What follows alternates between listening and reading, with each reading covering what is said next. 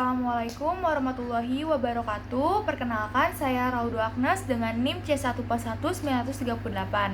Nah, pada kesempatan kali ini saya akan menjelaskan materi dari mata kuliah Fisiologi Reproduksi dari praktikum awal sampai praktikum akhir. Nah, tanpa berlama-lama lagi, langsung aja kita langsung ke pembahasannya. Nah, jadi materi yang pertama yaitu ciri seksual primer dan sekunder. Nah, jadi kemarin tuh kami telah melakukan praktikum di kampus FPIK IPB, di mana kami telah melakukan pembedahan untuk 4 macam ikan, yaitu ikan mas, ikan nila, ikan patin, dan ikan lele. Nah, di sini saya akan menjelaskan mengenai beberapa materi, yaitu pada ikan lele saja, seperti itu. Nah, materi yang pertama yaitu ciri seksual primer dan sekunder pada ikan lele. Nah, berdasarkan video dan gambar yang telah kelompok 5 dapatkan gitu, terlihat bahwa ikan lele berjenis kelamin betina. Nah, ciri seksual primer itu terlihat dari lubang urogenital yang membulat dan mengembang berwarna merah jambu. Sedangkan untuk ciri seksual sekunder pada ikan lele betina sendiri, menurut Aryati et al. 2017, yaitu perut membesar dan jika diraba akan terasa lembek.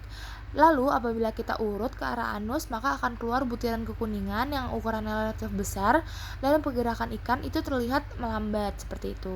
Yang kedua yaitu organ reproduksi pada ikan lele. Nah, organ reproduksi pada ikan lele betina adalah ovarium. Materi yang ketiga yaitu perkembangan gonad pada ikan lele. Perkembangan gonad pada ikan lele sendiri terlihat bahwa kita tuh mengambil ikan yang TKG-nya tuh masuk ke TKG 2, di mana gonad terlihat gelap kuning-kuningan dan mulai membesar, jadi belum besar banget gitu. Nah, sekarang kita masuk ke materi yang keempat yaitu diameter telur dan fekuiditas pada ikan lele. Nah, diameter telur itu dapat diukur dengan cara pengukuran telur menggunakan mikroskop dan dilengkapi dengan mikrometer ketelitian menurut Febrianti et al. 2021. Nah, perlakuan yang dapat mempengaruhi diameter telur ikan lele berdasarkan Febnikayani et al. 2018, yaitu pemberian tepung biji kecipir dapat meningkatkan diameter telur. Dan menurut Febrianti et al. 2021 bahwa penambahan hormon estradiol 17 beta dapat meningkatkan diameter telur sebesar 16,4%. Nah, setelah diameter telur maksudnya ada fekuiditas, yaitu fekuiditas merupakan jumlah telur yang dikeluarkan saat pemijahan. Nah, hubungan fekuiditas terhadap diameter telur adalah semakin tinggi fekuiditas, maka akan semakin kecil diameter telurnya. Nah, menurut Azizati et al. 2015, nilai fekuiditas berkisar antara 51,515 sampai 59,714 butir per kilogramnya.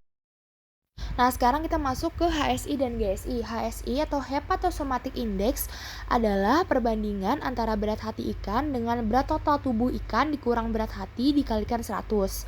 Sedangkan GSI atau Gonadosomatic Index merupakan perbandingan antara berat gonad ikan dengan berat total tubuh ikan dikurang berat gonad ikan dikalikan 100. Nah, ini ada contoh perhitungan GSI. Nah, perhitungan GSI yaitu yang pertama kita harus timbang dulu nih berat gonad itu berapa. Nah, di sini saya ada kesalahan penulisan ya. Jadi, gonad yang kami timbang itu berukuran 2,38 gram, sedangkan berat lelenya sendiri itu 185 gram. Jadi tadi kan rumusnya sudah dikasih tahu ya. Jadi GSI sama dengan 2,38 per 185 kurang 2,38 dikali 100. Nah, GSI-nya yang kami dapatkan yaitu 1,3%. Kemarin tuh jadi terjadi kesalahan teknis dari kelompok 5 atau kelompok saya. Kami tidak menimbang berat hati dari ikan lele. Jadi di sini saya akan mencontohkan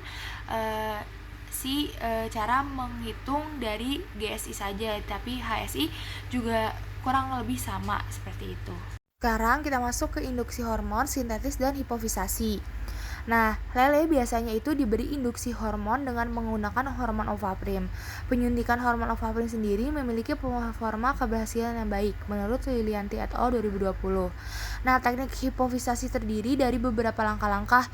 Di antaranya yaitu kita memilih induk terlebih dahulu, baru kita mengambil dan mengekstraksi hipofisa, lalu kita menyuntikkan hormon, dan baru kita bisa melakukan pemijahan.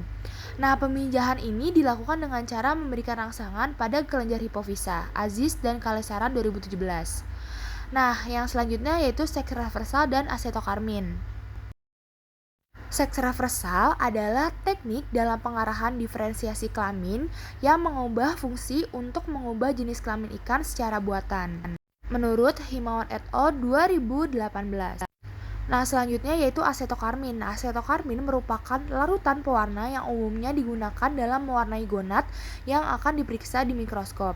Nah, asetokarmin ini memiliki bau yang sangat menyengat, jadi jika kita memakainya kita harus menggunakan masker seperti itu. Nah, untuk praktikum asetokarmin dan gamet ini sendiri kita tuh memakai ikan nila. Nah, jadi bisa dilihat ya di sini perbedaan gamet jantan dan betina dari ikan nila sendiri itu setelah diberi pewarnaan asetokarmin adalah terlihat gitu. Jantan itu memiliki gamet yang kecil-kecil dan rapat, sedangkan gamet betina dia itu memiliki gamet yang besar dan jarang-jarang seperti itu. Nah, lanjut kita ke pengawetan gamet nih yang terakhir. Nah, pengawetan gamet itu kemarin tuh kita juga ngecek yang namanya motilitas. Nah, motilitas ini dicek dengan cara kita ngasih spermanya dengan larutan seperti air. Nah, sperma sendiri itu sangat sensitif terhadap larutan karena sedikit saja dia diberi larutan, dia itu akan langsung terangsang atau tergerak gitu. Jadi dia tuh langsung gerak seperti itu. Nah, pengawetan sperma sendiri dilakukan dengan cara menyimpan sperma pada suhu rendah agar kualitas terjaga dan mampu mempertahankan kehidupan dari sperma itu sendiri. Menurut Varieda dan Widodo 2020. Nah, pengawetan sperma ini disebut juga sebagai kriopreservasi. Nah, ini tuh adalah daftar pustaka yang saya gunakan dalam membuat video kali ini. Seperti itu, agak banyak ya. Sekian video penjelasan mengenai materi dari fisiologi reproduksi kali ini. Maaf jika terjadi kesalahan penulisan maupun pengucapan. Kurang lebihnya mohon maaf. Wassalamualaikum warahmatullahi wabarakatuh. Sampai jumpa di praktikum selanjutnya. Dadah.